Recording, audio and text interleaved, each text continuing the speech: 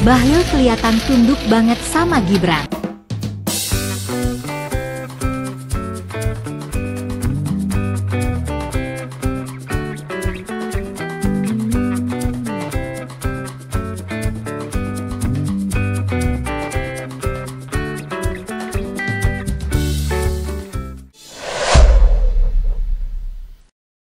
Ketika Bahlil videonya ada juga nanti.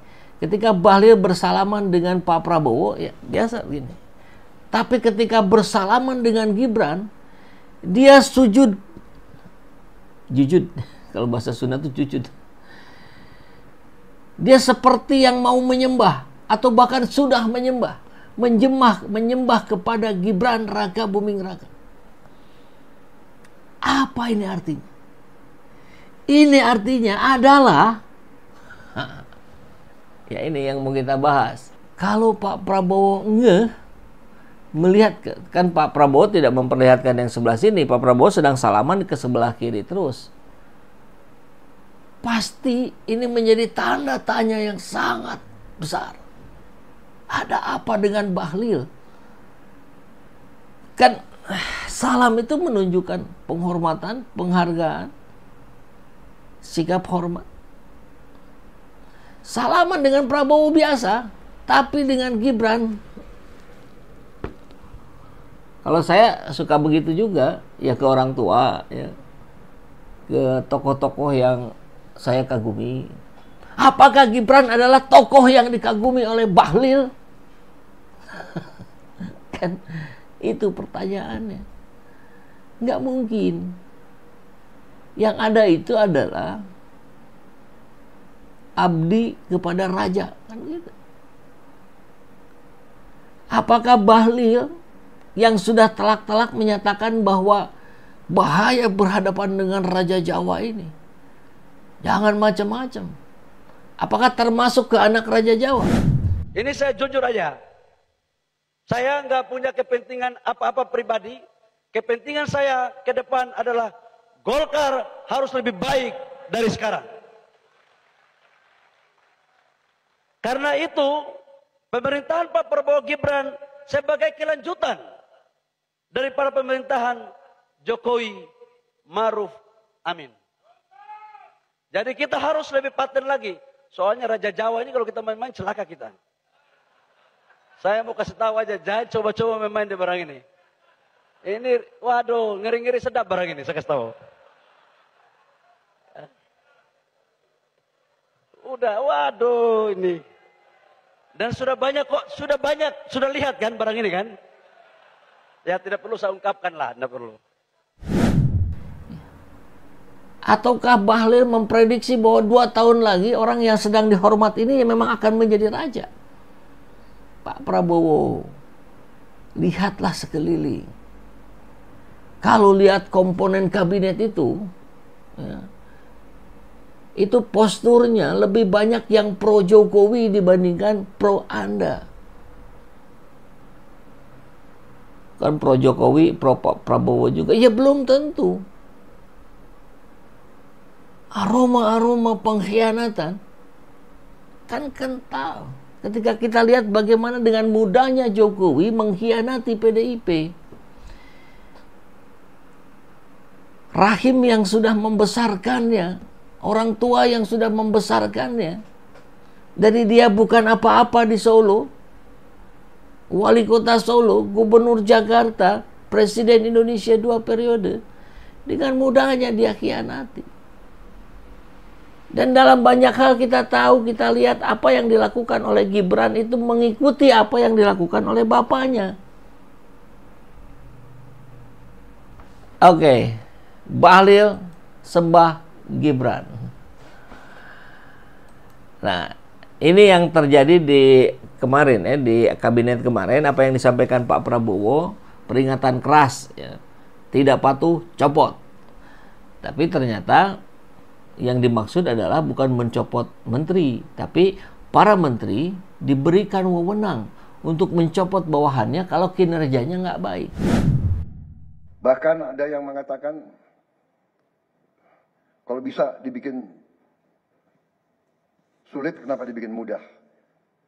Ya, ini saya minta menteri-menteri sekarang, mari kita lebih berani, mari kita lebih tidak ragu-ragu untuk memberi pelayanan yang terbaik kepada rakyat kita. Jangan ragu-ragu kalau saudara tidak puas dengan pejabat-pejabat di bawah Anda, laporkan, segera kita ganti. Begitu banyak orang yang mau mengabdi. Tidak ada orang di sini yang kebal, yang tidak patuh, tidak bekerja keras untuk bangsa dan negara dan rakyat. Saudara, saya beri wewenang, copot segera. Suruh tinggal di rumah aja. Daripada bikin susah kita. Jadi nggak ada bahasa, kalau Anda menteri-menteri ngaco, saya copot. Nah, kurang lebih yang seperti itu nggak ada. Yang ada itu, Anda saya berikan kewenangan untuk mencopot bawahan Anda kalau kerjanya tidak benar. Apakah ini tanda bahwa para menteri ini tidak akan direshuffle? Jaminan? Karena deal-deal politik dengan Jokowi? Ya mungkin banget ya itu terjadi. Maka mari kita lihat adegan ini.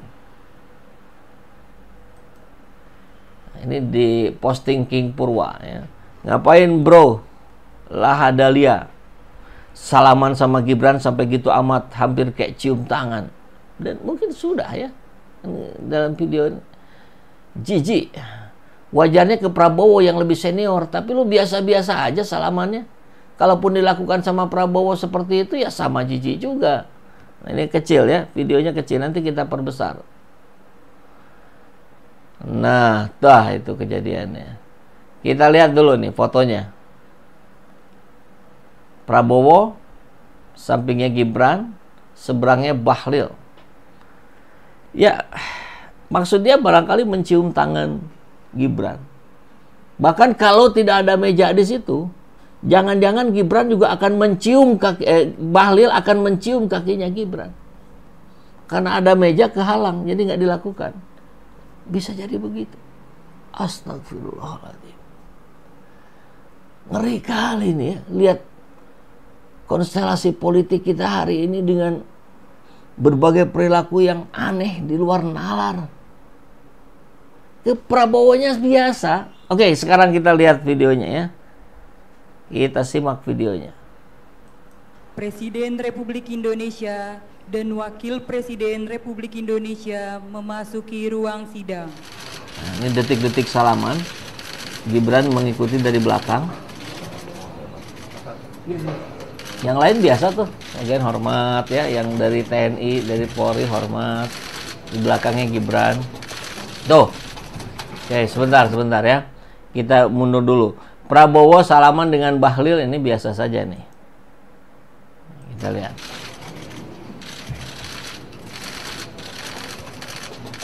Nah, ini Bahlil. Biasa saja. Tapi mari kita lihat ketika Bahlil salaman dengan Gibran.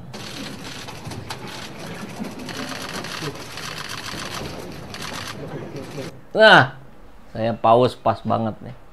Ini kejadiannya. Tadi sore. Luar biasa. Biasa di luar. Sang pengusaha sukses, kaya raya, Bahlil. Dari mana dia bisa menjadi ketua Golkar? Ya kita tahu. Rumornya atas penempatan Joko Widodo. Bagaimana ceritanya Bahlil kemudian bisa jadi menteri lagi? Ya rumornya kita tahu. Itulah permintaan Jokowi. Jadi yang sangat dia hormati adalah keluarga Raja Jawa, bukan Prabowo. Mana buktinya? Ini clear bukti. Akurat. Bahasa tubuh ini nggak bisa dibohongi. Mau dibohongi pakai apa? Jadi ada gerakan alam bawah sadar dalam pikiran dan hatinya Bahlil bahwa ini orang yang akan saya sujud sembah ke depannya. Kan kita dengar rumor katanya Pak Prabowo nggak akan lama katanya mimpin presiden. Karena satu lain hal nanti akan dilanjutkan oleh Gibran. Sahabat Ejat mau itu kejadian. Kalau tidak, yuk mari sama-sama kita perjuangkan, makzulkan Gibran. Sudah cukup, data fakta sudah cukup. Fufu-fafa. Pelanggaran konstitusi. Dugaan nepotisme. Tinggal bagaimana sekarang aparat mau berpihak pada kehendak rakyat. Ya kita dorong terus. Jangan putus asa.